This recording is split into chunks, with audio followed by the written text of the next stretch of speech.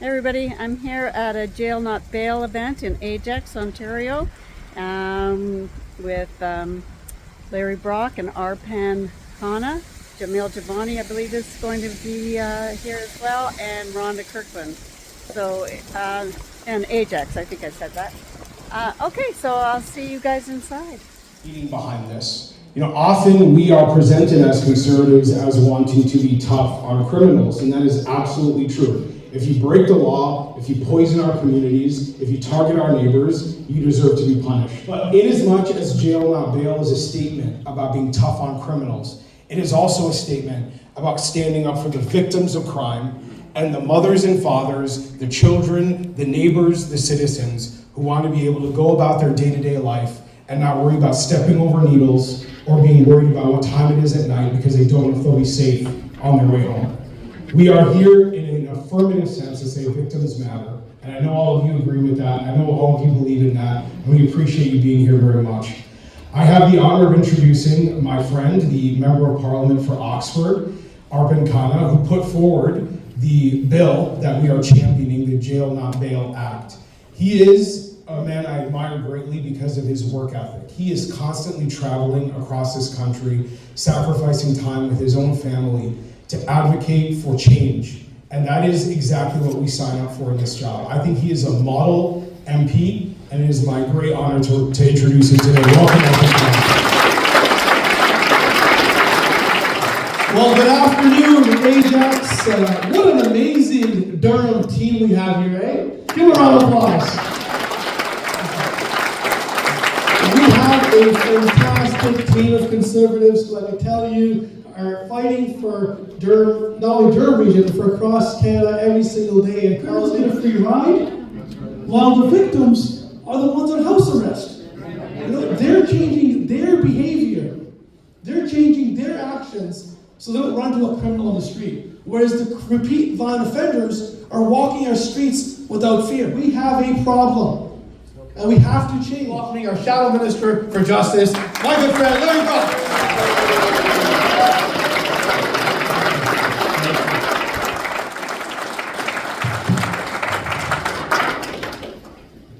Hello, Ajax. Happy to be here. So, I think the volume's just a little too soft for me. So, let's check. Jail not bail. Jail not bail. Jail not bail. Jail not bail. Yes, thank you. I had to make sure you were awake. So, how did we get here? You heard from my colleagues, and I always ask this question when I go to town halls right across this country. Show of hands, please, who feels less safe in their communities today than they did 10 years ago? Pretty much unanimous. Couple of holdouts, but pretty much unanimous, okay? Who has completely lost trust in our justice system? And government. Yes, absolutely. Well, folks, I'm going to tell you what happened. Prior to my election in 2021, I was a crown attorney in my riding of Brantford, about an hour west of Toronto, and served in that capacity for almost 20 years. And I can tell you that life was not like that when I was a young crown. There was a balance in our justice system. What I mean by that is that the constitutional rights of the accused, the right to be presumed innocent until proven guilty, the right to reasonable bail was in balance with victim protection and community safety. Change was in 2019 with the passage of Bill 75. Now, 75 brought in a whole host of changes to the criminal code and criminal law procedure. Some weren't bad, some actually assisted the prosecution. Traffickers who are poisoning our loved ones daily. And what does Justin Trudeau reward them with? Free drugs. He rewards them with, yes, free drugs. but he rewards them that if they are caught and if they are convicted, they're not going straight to jail. They may end up serving whatever sentence a judge gives in the comfort of their own home. That's liberal logic, which makes no sense.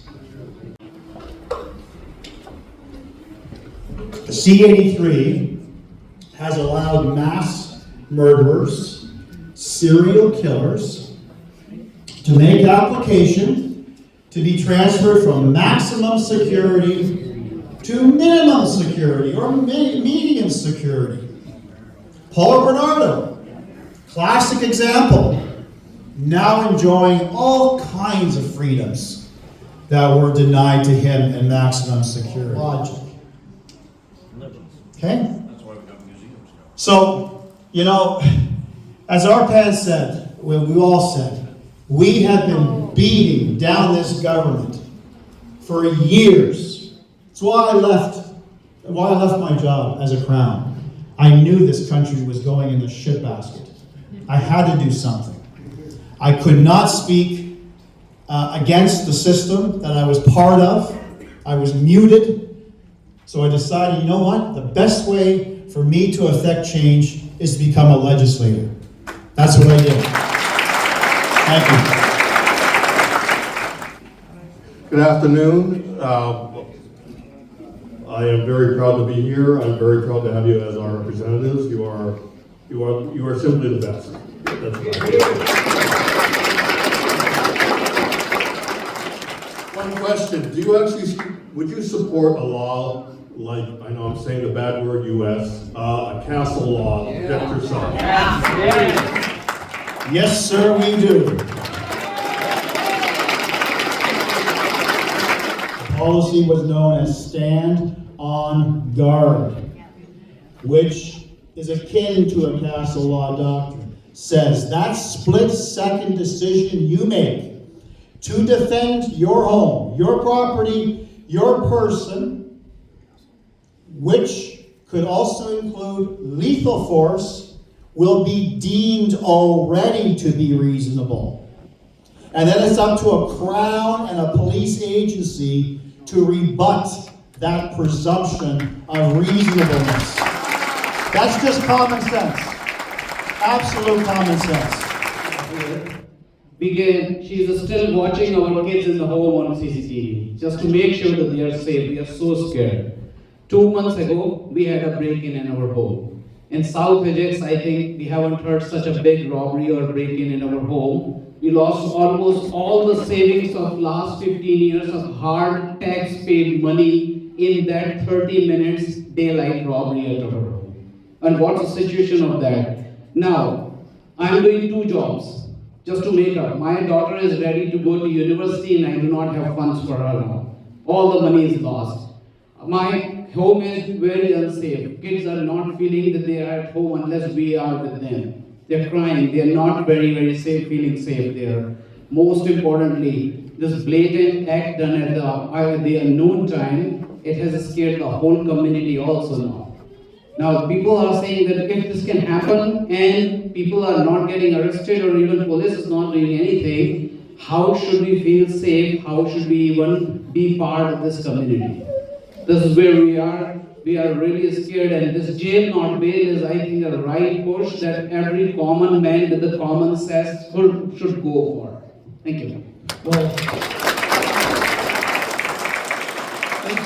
thank you for sharing your story. Larry and I and our team have heard these stories right across Canada.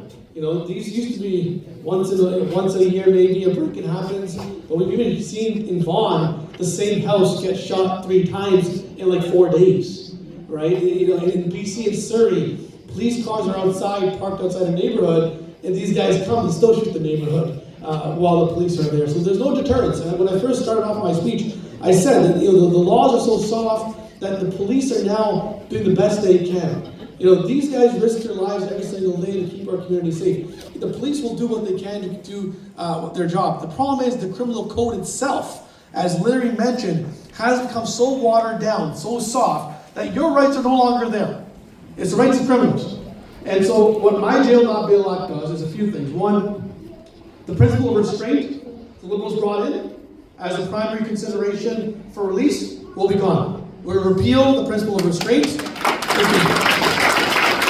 we're going to make public safety the primary consideration for a judge to make a decision. So if the person has a history of repeat violent offenses, robberies, break-ins, carjackings, they won't be allowed to have bail, period. We're going to make sure we start a new major offenses category. So, for example, home invasions, extortions, violent shootings, intimate partner violence, drug offenses, attacking a first responder, whether you're a police officer, a firefighter, or a paramedic, that will become a reverse onus effect, meaning they have to, the criminal has to plead to the courts on why they should be released, not having a Crown argue their detention. We're going to make sure that anyone that's convicted of a indictable offense has to, their bail conditions will collapse right away. We're going to make sure that judges make it mandatory to review their criminal history. It will now be codified, so anyone that's a repeat violent offender will have to, you'll have to look at their history and make sure they're not being given released. We're going to change our surety laws. Right now in Canada, criminals are vouching for other criminals as sureties. That makes absolutely no sense.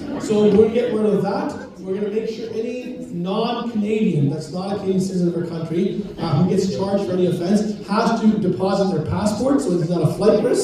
So we're making all the solutions for, as much as we can. The problem is the Liberal Party.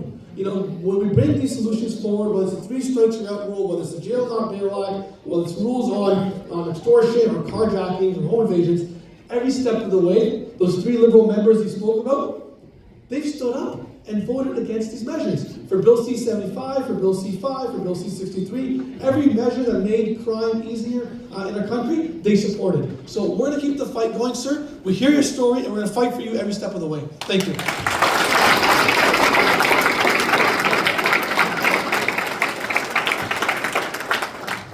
A lot of these young offenders, if they were basically put in the army for 2 or 3 years, would have helped straighten them out.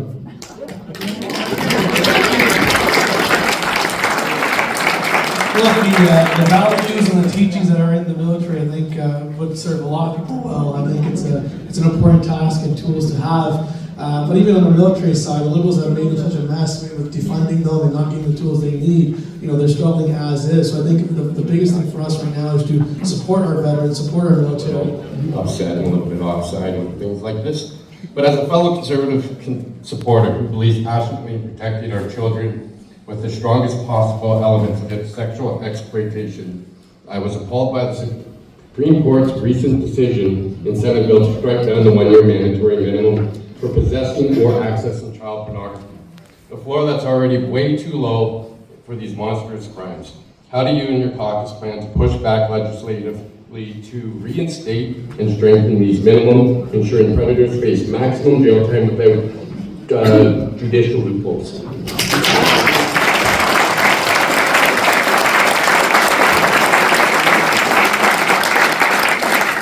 Thank you, that's an excellent question, right? One of my specialties when I prosecuted was child exploitation prosecution, so this is near and dear to my heart, and I was absolutely disgusted in the Supreme Court. You know, it wasn't unanimous, okay? So we do have some level-headed Supreme Court judges, 4 of them, including the Chief Justice himself, who said, this is wrong. You know, child exploitation, we used to call it child pornography. We don't use that nomenclature anymore. One of the most vilest of offenses in the criminal code. And its impact on victims is horrendous. They live a lifetime of being a victim. So I was absolutely appalled. Good news, with a majority, to force the government to introduce legislation by the end of this calendar year to address that decision. They fought us hard for a week and a half, filibustering, talking over us, changing the topic. We called the vote, we had the numbers, and we won that vote. So I was so pleased. So stay tuned. Good news on the horizon. And I just want to say we tried so hard to keep our community safe, and unfortunately the courts did not keep me safe. 2 years ago, a person out on bail broke my knee during arrest. And subsequently, I now have a device in my back to help with pain since I was diagnosed with a non-curable syndrome. That person was released on bail, and he went on to then give another officer a concussion. And before my knee healed, he pled guilty to 15 out of 18 charges and served 35 days in jail, and is still back out on the streets. So I just want to say this is so important. And I hope everyone rallies around it, because our police, we're arresting the same people. You are correct. I've taken guns off the street. I've taken guns off a youth who 6 months later we're doing a warrant at his house again. So please advocate for change. I appreciate all of what you guys are doing in the committees. Thank you. Thank you for all that you do.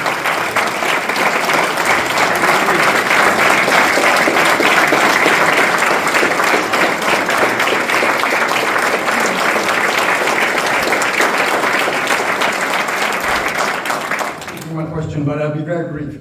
Is there a way that we could introduce accountability when a legislation is being proposed? Because the example that you've given before, when the statistics indicate there could be noise in the system, but when there's a trend over a period of time that shows an increase in the problem, somebody's got to be accountable. As Dr. Tom Sowell once said, nothing could be more dangerous than people making decisions for which there'd be no person being wrong. End of quote.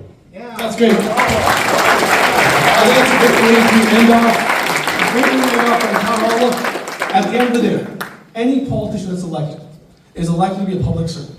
Their job is to serve the community. And a lot of times when they get elected, they forget that.